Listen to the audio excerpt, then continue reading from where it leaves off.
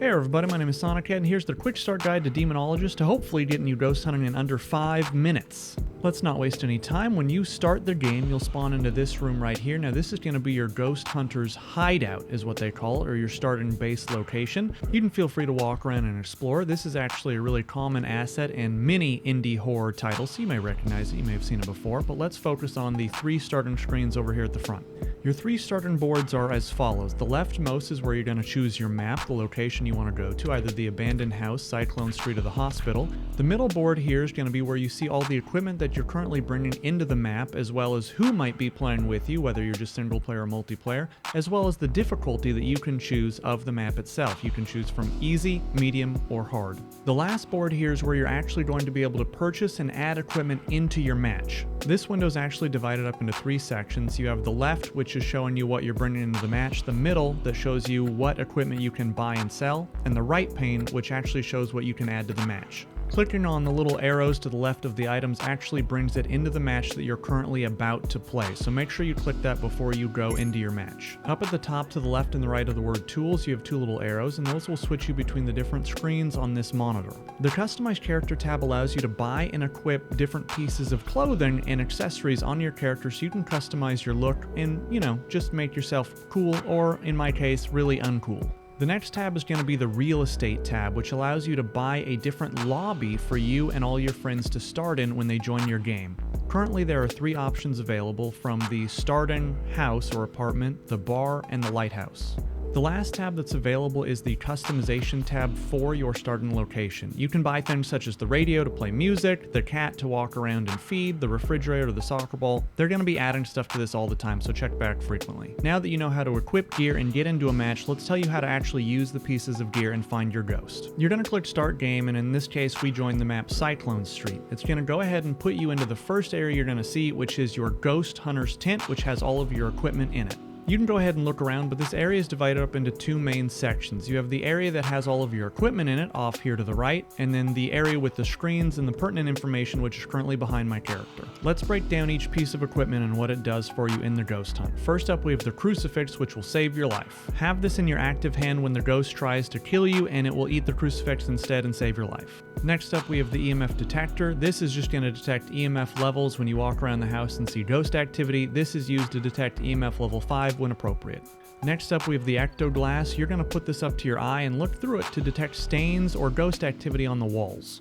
After that, we have the spirit box. You're going to hold this in your hand, hold left click, and ask the ghost questions and see if it responds. If it responds, that's a piece of evidence. Next up, you have your standard issue flashlight. It's a flashlight.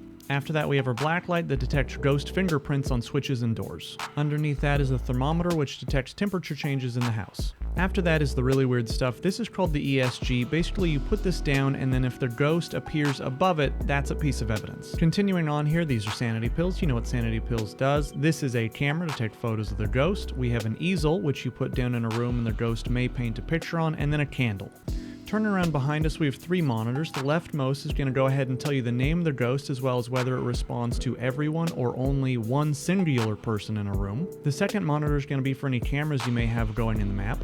And the last monitor is going to be to check people's sanity and status, whether they are alive or dead. So once you have all your gear, you're going to go ahead and walk into the map and then attempt to locate the main room that the ghost is currently haunting. Now, if you've ever played Phasmophobia before, you're probably pretty familiar with this process. You're really just looking for the room that you see has some kind of activity going on in it right away. Now here, I was using my ECTO glass to just see if I could get an early detection, maybe something on a wall that would tell me that a ghost had been there already messing with stuff even before I got into the map, but I wasn't so lucky to find anything. Once I got tired of that, I went and grabbed my EMF detector, and as you can see, I had walked by and just got EMF 5 for a split second, although I didn't believe it at the time that it was. The reason that I got EMF activity so quickly outside the map is because the ghost is currently haunting that front entryway area in my map. I went ahead and pulled out the BLACKLIGHT because it had just flipped a switch, and then it shut a door next to me, and I wanted to check that as well. Just know that if a ghost touches a light switch or a door and you don't see fingerprints on it, you don't have to worry about that evidence type because it's not going to be there. I'm currently checking the walls for ECTO when in the corner of my eye that ghost appeared and scared the absolute bejesus out of me. That was actually the ESG detector going off and showing me that ESG is a confirmed piece of evidence. I'll show you it again a little bit later so it's more clear. After that, I switched to the spirit box and asked it questions like, how old are you? Where are you? Are you friendly? Are you here? And all you have to do is wait for that little light to flash up in the top right of the detector. It's not actually important what it says, you just want to find that flashing light.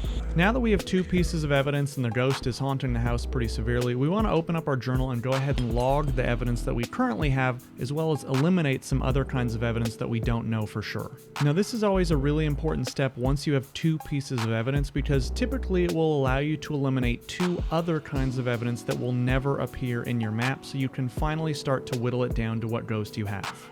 Basically, you just click on another piece of evidence, and if it doesn't leave you with just one choice in a ghost, then you know that that evidence isn't going to exist. So freezing here still definitely exists, the easel canvas drawing still exists, but fingerprint is not an evidence we need to worry about. Now that we know it's only easel, freezing, or ESG, we can go ahead and head back into the map and get our last piece of evidence and wrap this up. So I had a sneaking suspicion that it was ESG, so I'm going to go ahead and put down the easel right here, and you can rotate with your middle mouse button, as well as the ESG right in the middle of the hall. And I'm going to watch them at this point just to see if the ghost actually does anything with either one of them. I will be the first to tell you that waiting for ESG evidence in this game is the most miserable experience there is, but what you're looking for is the ghost to appear in a T-pose right above it like this. That means you have confirmed ESG readings in the house, and you can log that as your evidence. Once you have all 3 pieces of evidence, you're going to want to make sure that you go in here and select the actual ghost based on your evidence. If you don't do that, you will not be able to proceed to the optional objectives and the exorcism. Once you've done that, you can go back into your ghost hunter's hut and then check the optional objectives. In this case, I need to find the time that the ghost died and then go ahead and set all the clocks in the mansion to that time to do the exorcism. Please keep in mind that each map has its own unique exorcism steps and requirements, so make sure you check that board for the different maps that you're going to be on. In the case of Cyclone House, we're looking for a time, and thankfully mine was actually right on this wall. I tried to see if I could see it with the camera as well, but no, you have to use the ecto glass to see it. Basically, you'll just point it at all of the walls in the house, and somewhere there's going to be a time. In this case, mine was 9:35.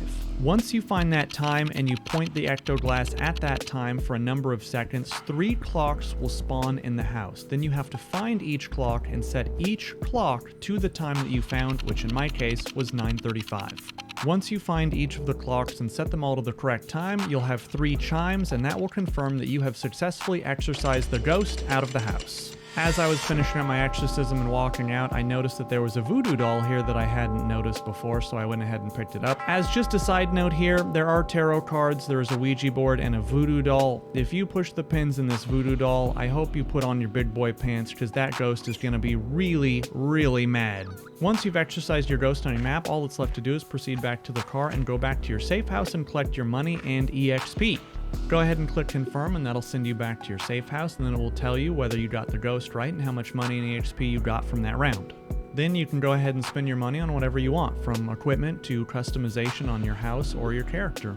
You can also play online with up to 3 other people if you want to. The lobbies are actually really booming right now, so you'll be able to find a match at pretty much any time of the day. Hopefully this guide was helpful to you. If you have any questions, please feel free to just drop them in the comments below. I've played this game for quite a long time now, on and off with multiplayer and single player, and so anything that you may run into that you have a question on, I probably have the answer.